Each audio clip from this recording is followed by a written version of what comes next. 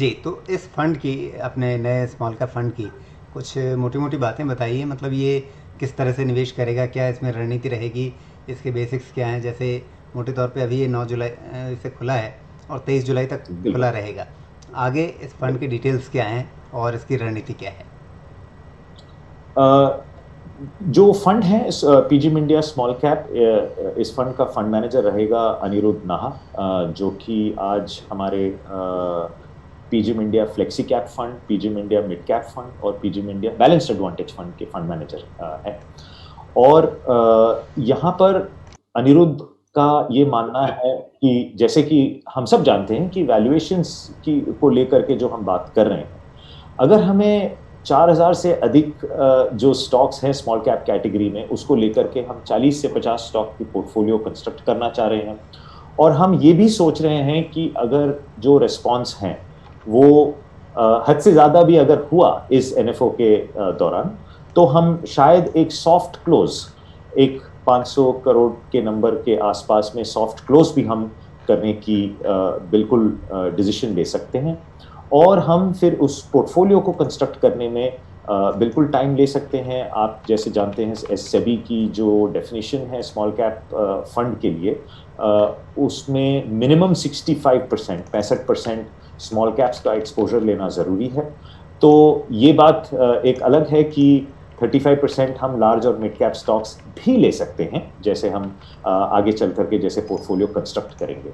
तो ये कुछ बातें हैं हम जो सोच रहे हैं पोर्टफोलियो कंस्ट्रक्शन के ऊपर। और दूसरी बात, इम्पॉर्टेंट बात ये है जो अहमियत रखती है कि हम इसको बिल्कुल बॉटम अप स्टॉक सिलेक्शन करेंगे। यहाँ पर कोई टॉप डाउन मैक्रो तो हमारी टीम जो है बिल्कुल उसको ऑब्जर्व करते हैं, लेकिन स्मॉल कैप जैसे पोर्टफोलियो को कंस्ट्रक्ट बिल्कुल बॉटम अप होगा, जहाँ पे हमें लग रहा है कि हमारा जो प्रोसेस है स्टॉक्स को चुनने का, जो हमारा हर एक फंड के लिए कॉमन है, जिसमें पहला जो फैक्टर है वो है ऑपरेटिंग कैश फ्लो। तो कंपनी की देखिए टॉप लाइन कुछ भी हो सकती है, वो कहते हैं हम कि top line is vanity, bottom line is sanity, but cash flow is reality. तो हम ऑपरेटिंग कैश फ्लो को हम पहला एक फैक्टर ऐसा मानते हैं जो इम्पोर्टेंट है कोई भी स्टॉक को सिलेक्ट करने के लिए। और हम मानते हैं कि उनका जो भी फाइनेंशियल हिस्ट्री है उसमें 70% ऑफ द टाइम उस फाइनेंशियल स्टेटमेंट्स में कैश फ्लो पॉजिटिव रहनी चाहिए।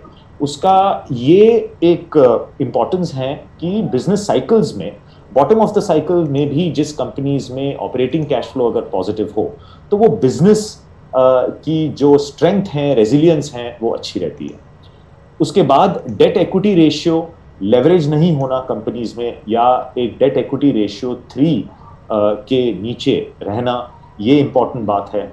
और ऑफ कोर्स आरओई, गवर्नेंस, ये सब तो कॉमन फैक्टर्स होते ही हैं। इस यूनिक प्रोसेस को अगर हम नज़र में रखें तो हमें कॉन्फिडेंस है कि हम बॉटम अप स्टॉक सिलेक्शन, जो मल्टीपल जो सेक्टर्स मैंने बात की, कुछ नए नए सेक्टर्स जो उभर के आ रहे हैं, वहाँ पर हमें स्टॉक्स मिलेगी, and that is the idea of construction. जी, तो अभी इस फंड का जो पोर्टफोलियो बनेगा, उसकी रचना, जी। उसका कंस्ट्रक्शन किस तरह का होगा? उसमें आप किन सेक्टर्स को ज़्यादा तवज्जो देंगे, किन का वेटेज ज़्यादा रहेगा, और कहाँ पर अभी आप कहेंगे कि नहीं, वहाँ से हमें थोड़ा दूर रहना है, अंडरवेट रहना है? सेक्टर्स हमने तय नहीं किए हैं राजीव जी। जैसे कि मैंने कहा, इस फंड में हम टॉप डाउन या एक सेक्टोरल अप्रोच से नहीं कंस्ट्रक्ट करेंगे पोर्टफोलियो। हम बिल्कुल बॉटम अप रिसर्च को लेकर के ही हम पोर्टफोलियो कंस्ट्रक्ट करेंगे। और हमारा जो इन्वेस्टमेंट टीम है, हमने हाल ही में स्मॉल कैप फंड लॉन्च करने के पहले हमने एनालिस्ट्स को भी हायर किए हैं, तो the team is a much larger team today. तो हमारी जो कैपेबिलिटीज़ हैं रिसर्च करने की, आज अगर देखा जाए तो हमारा 530 से अधिक स्टॉक्स हमारे इन्वेस्टमेंट यूनिवर्स में हैं, जिसमें से हम सारी पोर्टफोलियोज अगर पीजी इंडिया के को अगर हम देखें तो 140 या 150 स्टॉक्स हैं इस 530 यूनिवर्स में से। तो काफ़ी सारे स्टॉक्स हमने रिसर्च कर रखी है जहाँ से हम इसको कंस्ट्रक्ट करेंगे बिल्कुल बॉटम अप। और उसमें जैसे कि मैंने कहा, हमें जो जहाँ पे अपॉर्चुनिटीज़ दिख रही है वो उन सेक्टर्स में जो लार्जर इंडाइसेस में रिप्रेजेंटेशन नहीं रखता, जैसे कि टेक्सटाइल्स, जैसे कि केमिकल्स, जैसे पेपर या शुगर और रियल एस्टेट वगैरह वगैरह।